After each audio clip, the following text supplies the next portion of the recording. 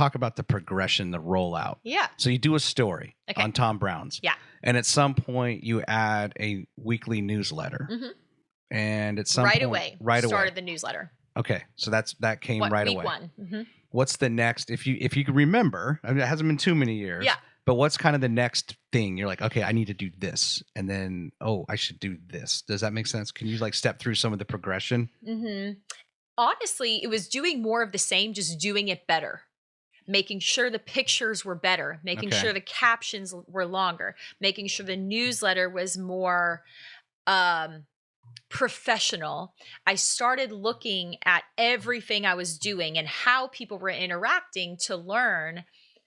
I can think it's great, but if they don't think it's great or they're not engaging or interacting with it, then it may not be. Mm-hmm. So I really tried to look at that as making sure that everything, and even to this day, I never get too comfortable. I'm constantly looking at how to serve people better and then tweaking what I have. But I would say the next big thing didn't come until spring of 22 when I started a merchandise line, which I now that's not anything I want to do any more of. I've learned such great lessons from it. I love my annual t-shirts, but I have no desire to have that be a major arm of my business. But Explore Madison has really been the next huge thing. Is that just because you buy a bunch of stuff and you end up having too much inventory on hand type thing? You just really don't make any money from it. Yeah. I mean, if you do it right, if you make it easy for people with your Shopify account, the fees they take, the taxes that we now have to file every single month in sales tax, the fees to ship and the bags you ship them in. So you can make $1 an item, even if you sell out of every single thing. Yeah. Sometimes it's worth it because there's other reasons you have merchandise, not just to make money. But at the end of the day, it just takes way too much time to not make money. I was crestfallen. I tried to I hit my 1 year and I did a limited store thing through Apparel Lab. Okay. And I don't know. How did it go?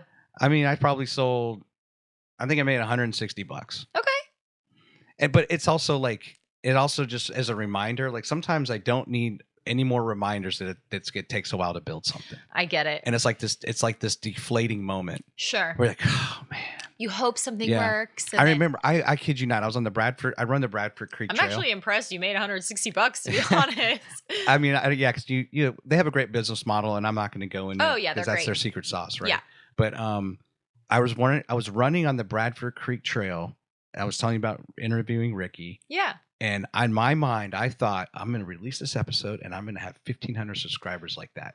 Well, here I am 71 episodes later, which are each about 2 hours. Yeah. So, I've got 150 hours of content plus all the clips and all the time you put into it. And I've got 120 YouTube subscribers. Yeah.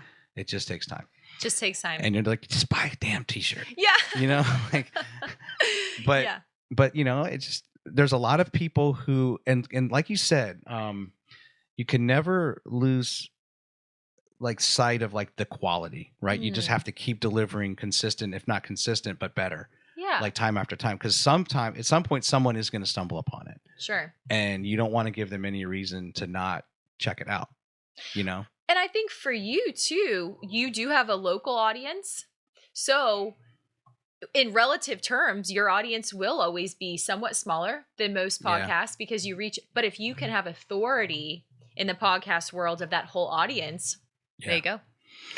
Let's show your branding. Okay. Let's go. So this is your website. Now, a couple questions. Is it serve my memory? Is it Jackie Gill? Is she the one who did She did my branding, my colors and my logo. Okay, so nothing's really changed from what we're looking at as far as your logo at the top. Logo at the top. All Things Madison, that's the same. And the colors. But I have a whole new website as of this month. Oh, it's coming out later? This is my new website. Oh, this is your new website. Yep. Okay. So I like the clock. I just paid a lot of money for it. Did you? A lot. I bet. Many thousands of dollars. And it's mine has to be very dynamic. Yeah. Because as I put episodes up through YouTube or Spotify, well then the website sucks everything from those RSS feeds and everything. So I just told whoever look, I need it to be dynamic so that when Yeah. I'm uploading things, I don't have to babysit it. And it Yeah. breaks from time to time, and I have to go in to like WordPress, and I have to like hit a couple buttons. Yeah. But I also know that if I do too much, then I absolutely break it. And then Yeah. I've got to call the guy and say, I totally messed this up. I Yeah. need you to turn this Did a around. local guy build So- your website? No, I did a crowdsource on it. Okay. And I would have, but I had only been here like 2 months. Yeah. And I just had this desire, like I need to get this going. Get it going. And I'm going to change my logo, and it's only because I have a rebrand of things that I want to do that just kind of touch upon what you were saying Okay. as far as the audience and stuff. But Yeah. I don't know. I didn't know anybody at the time. Now I've interviewed all these marketing people and these It's so website true. people, and I could have done it. But do you want to walk us through your new website and kind of highlight anything that's like you would really, really want to make sure people pay attention to? Yeah. I mean, I get emails constantly from people that want to advertise. So I try to make that button up there in the top advertise left. with us? Yeah. Okay. Love the weather up there. Just shows, hey, here's Yep. currently what's up. There's all the categories. I like how we have our logo that is split around the categories. Social Mhm. media icons are very, very clear. And then we scroll to the website where I have my most recent articles. So what is the date on this, or do you remember when you released? That would have been beginning of May, maybe. Okay. No, April. that's beginning of April. Okay, I'll go back.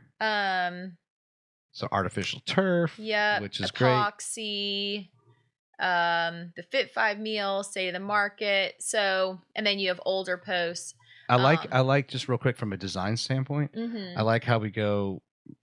You alter the shape, the size of the rectangle. They killed it. They did so great. Who built it for you? Do you mind It's telling? called Oh no, not at all. They're called Meister. It's a team right here in Meister? Huntsville. Okay. They're incredible. They're a marketing team and they are so brilliant. And then you go down to Explore Madison, which, I mean, that's obviously a massive arm of what we do now. So we have an easy button that takes you to our All Things Madison merchandise.com, which is our Shopify site. Mm-hmm. Our email newsletter is also a massive bread and butter of what we do. I receive it, by the way. Great. Thanks for signing up. Let me know if you ever have any constructive criticism. Again, because it's not about what I like. It's about what other people like. But I do have over 50% open rate on that consistently week after week, which tells me don't you touch a thing because, I mean, in the marketing world, they say if you have 18 to 20% that you're strong. So it's like, man, let's just keep pumping things out that are bite-sized, helpful, entertaining. You click, you're done. And you know what? Try to be consistent. That's just something we really tried to do. So we have that.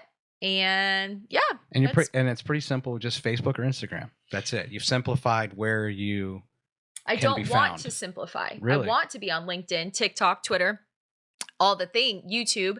However, I cannot do all of those well. Mm-hmm. So until I can hire another team member to help me do those well, we won't have much of a presence. Yeah. I'm going through the same thing. I bet.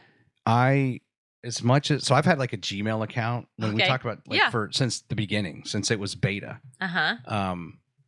And then, I've had a Facebook account at some point. And I used to think Facebook was really easy to use. I thought it was really intuitive. And of course, this is way before ads, and this was just Facebook, like, early days. And then, and of course, I used to work in the top secret world, so there was no phones that came into your desk, right? Yeah. It stayed in the car. And so for 20 years of my life, I didn't really have an online persona. And I also wasn't using a phone and iPads and stuff like the people that normal people use, right? Yeah. So I'm kind of like not only a late adopter and I'm older, but it's a struggle in a way. Sure. 'Cause I didn't really grow up with that. And so somewhere along the way, like Facebook just like kind of changed. Yeah. So my preference, LinkedIn, I think is the easiest. Instagram second, and then Facebook. I don't like it. Yeah. And I don't think the algorithm does well for me. Instagram seems to be doing pretty good, and LinkedIn, and I almost want to just like isolate to those two. Sure. But then there's still plenty of businesses and people who only use Facebook. So you're not going to reach them. But I really like LinkedIn. But I'm in the same boat. Yeah. And at one point I was trying to do TikTok, or I was trying to use this site called Hootsuite. I've heard of it. Yeah. Where you send out, but it's impossible because every handle and the way they do hashtags are different because Yes. and I didn't even realize my stuff's going to Twitter apparently, but like, okay, Yeah. whatever. Yeah. I don't care because Twitter to me is like way too much volume. It's a lot. There's way too much going on. So, but there's I'm some with you. people there. That's why it's I know. hard. It's like, but there is an audience. So I get it. You have to just pick what works for you and then do those well.